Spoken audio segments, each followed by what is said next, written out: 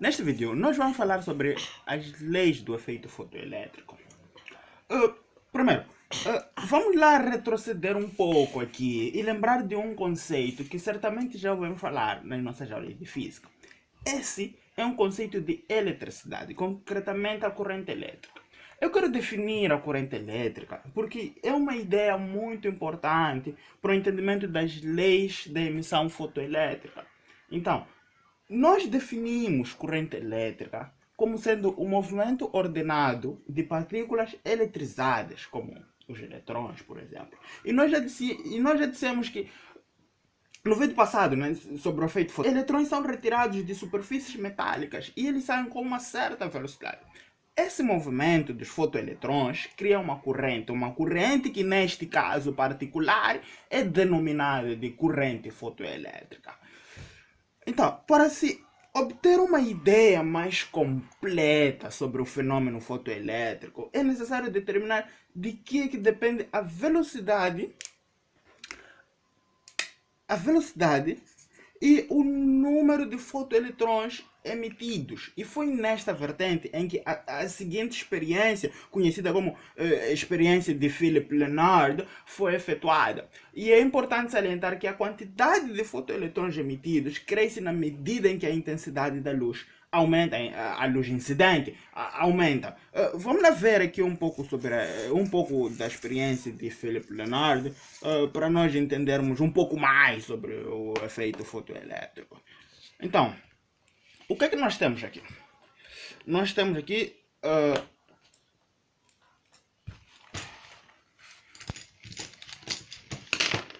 aqui dois elétrodos. Este aqui, vamos lá, acho que nós já vimos um desenho parecido com ele. Vamos lá supor que este aqui é um balão de vidro do qual se retirou o ar.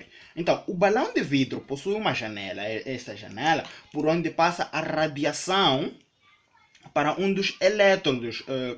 E tem algumas definições aqui na descrição do vídeo, então se você não se sente confortável com alguns conceitos, alguns termos que eu estou a usar aqui, aconselho mesmo que primeiro veja a descrição do vídeo e depois volte, porque tem alguns conceitos tem alguns termos que eu só vou falar aqui, assumindo que você já percebe.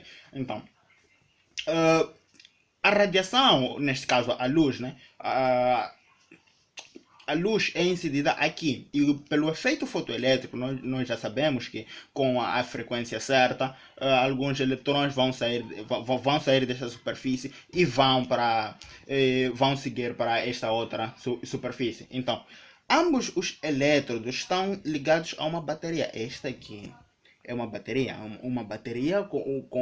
com polo negativo e outro polo positivo.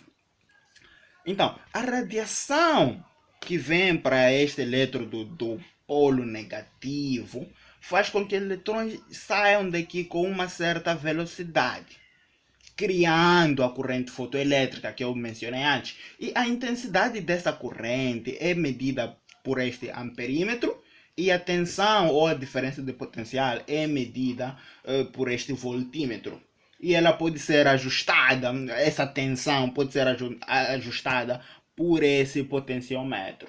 Então, verificou-se que quando a tensão é pequena, nem todos os eletrões atingem outro elétrodo. E se aumentar a diferença de potencial entre os elétrodos, mantendo esta radiação constante, a intensidade da corrente, esta intensidade medida por este amperímetro, vai aumentar, vai atingir um valor máximo e depois vai se manter constante. E este fenômeno é ilustrado por este gráfico. Imaginemos que este aqui é o gráfico da intensidade em função à tensão. Então, o que acontece? Quando nós aumentamos a diferença de potencial, a intensidade sobe, atinge um valor máximo, um valor máximo que nós denominamos de corrente fotoelétrica de saturação, IS, e depois mantém-se constante, ou seja, deixa de depender da tensão. Então, aqui se concluiu que o número de fotoeletrões emitidos num intervalo de tempo é diretamente proporcional à energia da onda da luz absorvida durante esse mesmo intervalo de tempo. Então, assim, nós podemos enunciar a primeira lei da emissão fotoelétrica, que diz: a intensidade da corrente fotoelétrica de saturação é diretamente proporcional à radiação incidente no elétrodo. Então, pelas aulas de eletrostática da 11ª classe, nós já sabemos que a energia potencial elétrica desta bateria é dada por, acredito que seja isto, energia potencial elétrica é dada por carga do eletrão vezes a tensão. Então, por que eu estou a dizer isso? Porque antes eu já mencionei que, dependendo desta tensão, a quantidade de eletrões que atinge o outro, que saem daqui para aqui, pode ser maior ou menor. E com isso, usando o potenciômetro, nós poderíamos diminuir a tensão até um ponto onde nenhum eletrão consegue atingir o outro elétrodo. E essa tensão, essa diferença de potencial é chamada de potencial de paragem. E nós representamos por UP.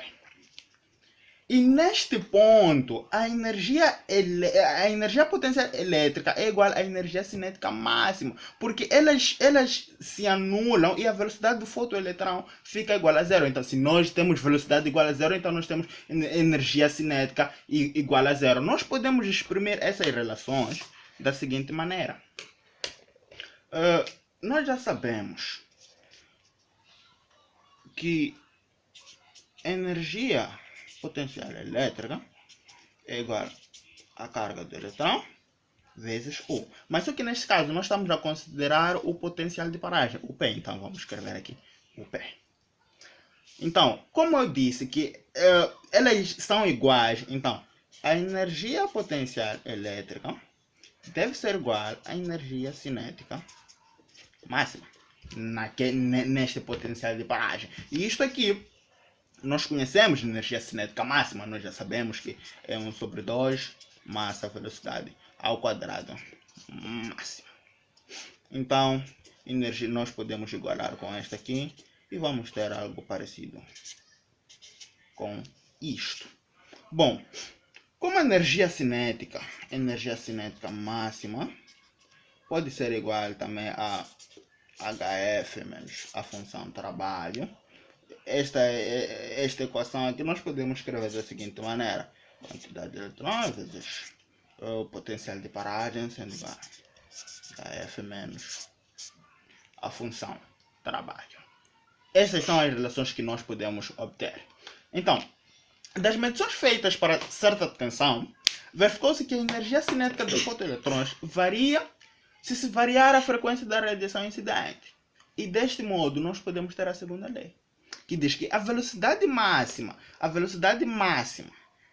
podemos escrever, a velocidade máxima é diretamente proporcional à frequência da radiação incidente. Então, se nós diminuirmos a frequência da radiação, vamos chegar a um ponto em que sua velocidade vai se anular. Neste ponto, a frequência é denominada como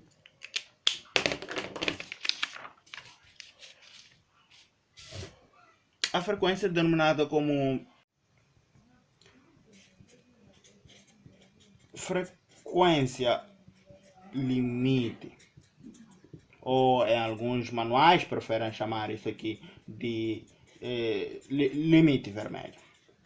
Então, com isso, nós podemos enunciar a terceira lei da emissão fotoelétrica, que diz: existe uma frequência mínima a partir da qual se dá início à emissão fotoelétrica, denominada frequência limite. E nós temos a tendência de chamar esta frequência limite de F0. Então, desta forma, nós percebemos que a emissão fotoelétrica não ocorre se a frequência de radiação for menor, que a frequência limite. Se isto acontecer, nós não temos efeito fotoelétrico. Se isso acontecer, nós não temos esse efeito. Então, é por isso que agora nós podemos voltar para a função trabalho, em que, se você for a ver no vídeo passado, nós dissemos que a função trabalho é igual HF0. F0 é a frequência limite. Então, se a frequência for menor que esta frequência limite, nós não vamos ter F0. E nós já sabemos que uh, a velocidade da onda é igual a comprimento de onda vezes F, e nós podemos definir aqui o comprimento de onda como sendo C sobre F igual ao comprimento de onda, e esses são inversamente proporcionais, ou seja, se um aumenta, outro diminui. Nós podemos escrever a função trabalho desta outra maneira, sendo H vezes C comprimento de onda. Então, como estes são inversamente proporcionais, se um aumenta, outro diminui, analogamente nós podemos dizer que a frequência mínima ao qual se inicia a emissão fotoelétrica é igual ao comprimento de onda máximo, ao qual a emissão não se verifica mais. E este comprimento é denominado por comprimento de onda limite. Então, uma outra maneira de escrever a função trabalho seria esta. Eu gostaria de falar sobre os gráficos aqui, mas acho que o tempo já foi embora. E vamos discutir isso no próximo vídeo. Veja o link na descrição. Acho que por aí na tela tem o próximo vídeo. E se o tempo permitir, vou resolver um exercício que é relacionado aos gráficos e às fórmulas previamente discutidas. E acredito que esses exercícios são muito semelhantes ao que vocês poderão vir a fazer ou estarão a fazer na altura em que virem este vídeo.